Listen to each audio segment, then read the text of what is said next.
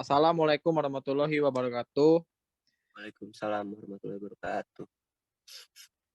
Di sini kelompok kami ingin mempresentasikan tugas akhir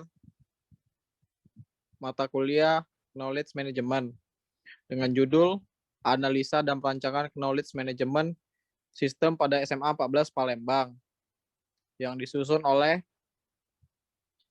Fatia Seftira, Ayu Anggraini, Muhammad Nur Yasin Oktapian, M. Reza Panduwijaya, Yeremia Wiratama. Baiklah, di sini saya langsung menjelaskan bab 1 pendahuluan. 1 latar belakang. Pengetahuan ini penting bagi setiap orang dalam melakukan pekerjaannya sehari-hari.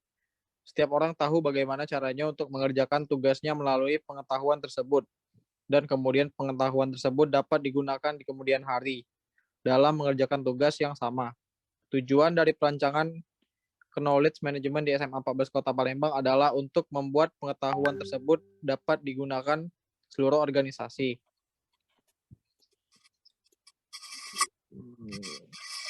Oleh karena itu, perlu dilakukan knowledge management agar semua kegiatan operasional sekolah dapat berjalan dengan baik.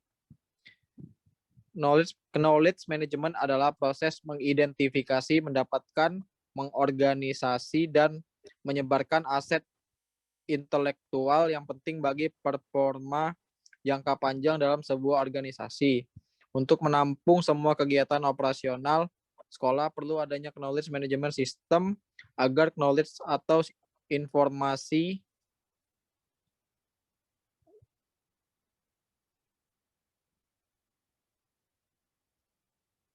knowledge management system adalah suatu teknologi informasi yang memungkinkan organisasi untuk mengelola pengetahuan secara efektif dan efisien. Sekolah Menengah Atas Negeri 14 Kota Palembang beralamat di Jalan Pangeran Ayin, Kenten, Palembang, dan mempunyai 24 rombongan belajar dengan 2 jurusan yaitu IPA dan IPS. Seiring dengan bertambahnya jumlah anak didik di Sekolah Menengah Atas Negeri 14 Kota Palembang, maka jumlah guru dan tenaga kependidikan yang diperlukan juga semakin bertambah.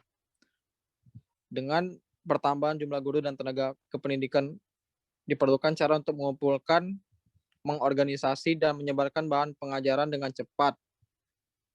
Setiap awal tahun ajaran baru, banyak guru yang memasuki masa pensiun ataupun berpindah ke sekolah lainnya. Sedangkan pengetahuan yang mereka peroleh melalui pelatihan-pelatihan selama mereka beraktivitas belum terdokumentasi dengan baik, sehingga menyulitkan guru-guru baru dalam melanjutkan tugas yang ditinggalkan, misalnya tidak tersedianya pedoman dalam pembuatan dokumen penilaian maupun dokumen kerja lainnya. Pedoman ini sangat dibutuhkan sekali bagi guru-guru baru sebagai acuan dalam membuat dokumen kerja di sekolah, dikarenakan guru-guru baru belum memiliki pengetahuan mengenai hal tersebut. Baiklah, dilanjutkan oleh teman saya Muhammad Yasin. Oke, berdasarkan uraian yang di atas, maka penulis tertarik untuk mengangkat judul Analisa dan Perancangan Knowledge Management System pada SMA Negeri 14 Palembang sebagai laporan TA dalam tugas mata kuliah manajemen pengetahuan. 1.2 Rumusan masalah. Dari latar belakang yang sudah dijelaskan di atas, maka masalah yang dapat dirumuskan adalah bagaimana merancang sistem pada sekolah menengah atas SMA 14 Kota Palembang. 1.3 Tujuan. Adapun tujuan dari pembuatan laporan ini adalah sebagai berikut. Yang pertama, merancang suatu aplikasi sistem knowledge management yang dapat diakses melalui website dan handphone. Yang kedua, membuat suatu sistem yang dapat memperoleh user, khususnya guru dan pegawai dan mahasiswa SMA Negeri 14 Palembang. Merancang aplikasi yang dapat menyimpan data dan informasi knowledge management. Sewaktu-waktu informasi tersebut dapat diambil kembali. 1.4 Manfaat. Yang pertama, menambah wawasan penulis dalam proses perancangan aplikasi sistem manajemen pengetahuan, khususnya pada SMA Negeri 14 Palembang. Yang kedua, memahami konsep perancangan dan penerapan knowledge manajemen pada organisasi. 1.5 batasan permasalahan. Agar pembahasan yang diteliti tidak keluar dan menyimpang serta lebih terarah dan dapat dipahami dengan mudah, maka perlu adanya batasan masalah. Adapun batasan masalah yang ditentukan oleh penulis dalam laporannya adalah yang pertama, analisa hanya dilakukan berupa perancangan knowledge management system berbasis web untuk SMA Negeri 14 Palembang, khususnya di bagian pengolahan data. Yang kedua, usulan rancangan sistem tidak membahas tampilan sistem dan sistem keamanan yang digunakan. Oke, dilanjutkan dengan saudara kita Ayu Anggraini. Bab 2, tinjauan pustaka. 2.1 Knowledge.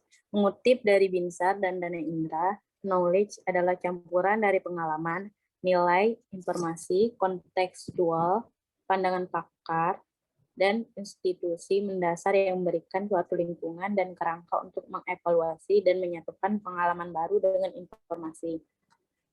Menurut Pratiwi, mengutip dari Nonakat dan Takeuchi, menganggap bahwa knowledge merupakan suatu hal yang dinamis dan dapat berubah bentuk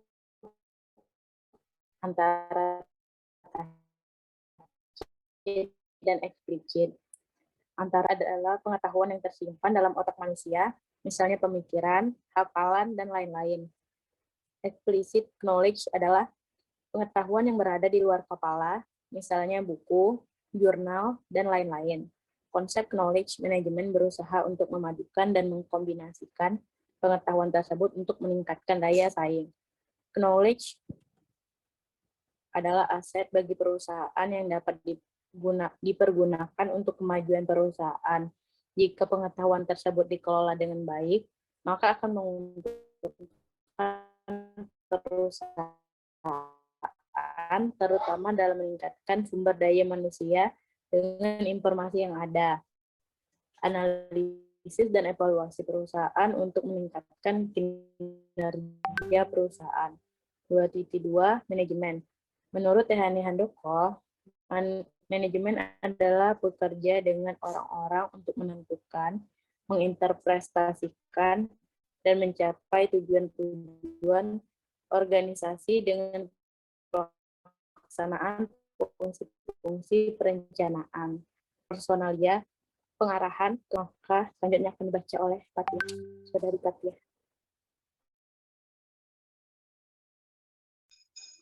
2.3 Knowledge Management System. Knowledge Management System atau KMS adalah sistem yang berbasis teknologi informasi yang dikembangkan dalam mendukung kegiatan KM yang berupa penciptaan pengetahuan, menyimpan pengetahuan, pemindahan pengetahuan, dan mengaplikasikan pengetahuan dalam organisasi. 2.4 Metode Prototype. Menurut Susanto, prototype adalah salah satu metode pengembangan sistem informasi yang populer pada saat sistem informasi pertama kali dikembangkan. Selanjutnya itu bab 3 tentang metode penelitian. 3.1 Metode penelitian. Agar peneliti dapat berjalan dengan baik, maka kita harus memiliki alur penelitian yang telah disusun sebelumnya. Alur penelitian digunakan sebagai acuan atau pedoman dalam agenda penelitian yang akan dia lakukan, agar penulis dapat melakukan penelitian secara terstruktur dan dapat menyelesaikan penelitian tepat pada waktunya. Juga agar penelitian dapat berjalan sesuai dengan yang diharapkan. 3.2 Identifikasi masalah. Identifikasi masalah merupakan langkah awal yang dilakukan dalam penelitian ini. Pada tahap mengidentifikasikan masalah dimaksudkan agar dapat memahami masalah yang akan diteliti, sehingga dalam tahap analisis dan perancangan tidak keluar dari masalah yang diteliti. 3.3 Studi literatur. Pada langkah ini, penulis mempelajari topik dan permasalahan yang berhubungan dengan knowledge management, serta pencarian landasan-landasan teori yang